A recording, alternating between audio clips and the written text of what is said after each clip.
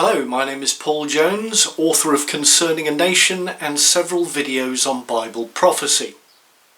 Another week, another cyber attack. We hear a lot about ransomware these days. It's a new kind of virus, literally, which poses a threat not just to commerce but also to national security. No one had heard of the concept until a few years ago, when the whole world was shocked by a global series of attacks on institutions, including the British National Health Service.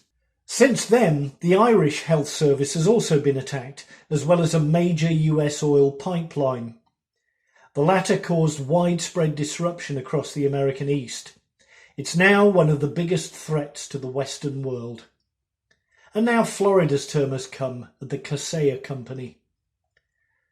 The date of that first shock to the global cyber system was the 12th of May 2017.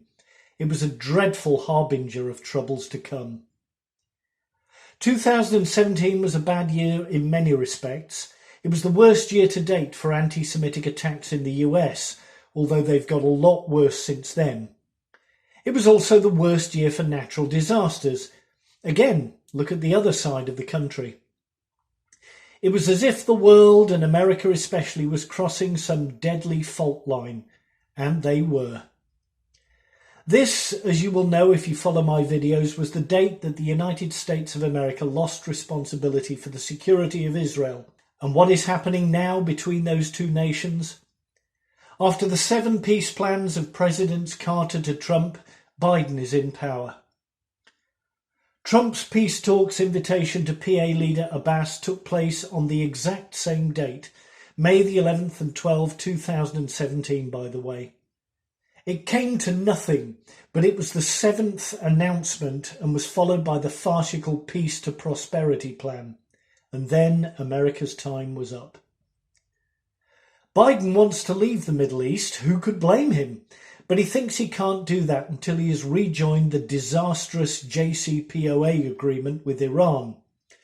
The JCPOA, as it is known, was originally designed to stop Israel attacking Iran, but neither Israel nor any of the Gulf states were consulted in the negotiations. After the recent outbreak of hostilities in the Gaza Strip and the West Bank, which prompted a huge outbreak of anti-Jewish assaults across the Western world, you might have thought that the Palestinian issue was back on the agenda. But no, there will be no more peace plans. Antony Blinken, the US Secretary of State, made it clear when he visited the Middle East after the 11-day conflict that there was no American plan to recommence negotiations between the Israelis and the Palestinians. The whole world has had enough of it. There is no solution.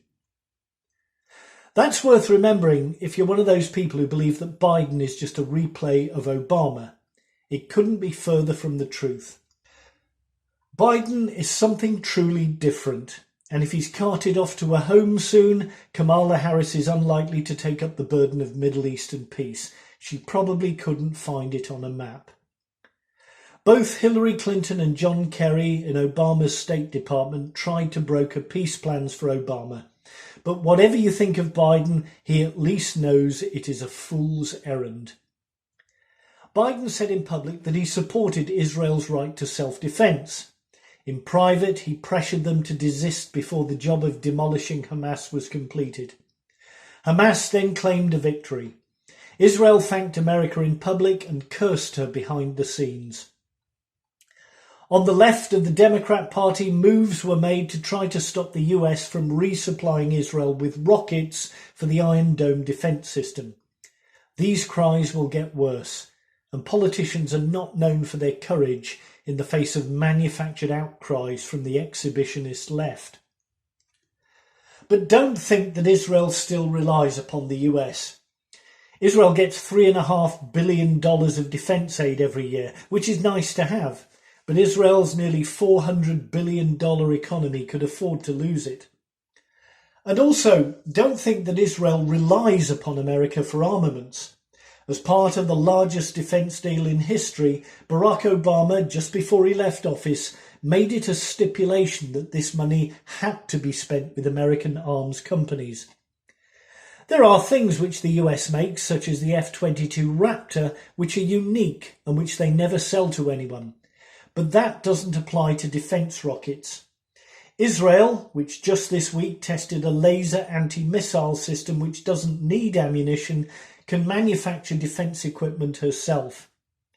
Israel has one of the most advanced defence industries in the world, especially high-tech, and items can also be bought elsewhere.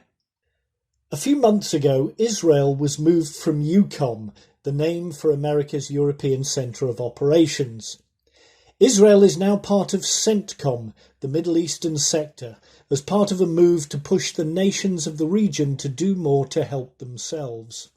Of course, Biden is trying to sabotage the Abraham Accords because his lunatic policy is based around Iran. If he can just bribe Iran to pretend to behave for a while for the US to get out of the region, his policy will hold. After that, he just doesn't care. Once sanctions are off and Iran is rich again, she can spend more on missiles, which will make it even more dangerous for the US to keep the Fifth Fleet and so many troops in the Gulf. Will Biden get them out before the region erupts? Only the Lord knows. But I wouldn't be buying any beachfront properties in the UAE just yet. As for the Jews, I wouldn't advise them to buy any beachfront properties in the US either. The time is here when they must return to Israel. Anti-Jewish attacks will only get worse, as I have stated elsewhere. Levels of support for Israel are falling, both amongst US Jews and amongst evangelicals. It's time for the Jews to go home, and it's time for the evangelical community to politely say so. Meanwhile, things get worse, and the signs of disaster ever more ominous. Thank you for watching. My name is Paul Jones. Please be sure to read Concerning a Nation and watch my other videos. Thank you and God bless you.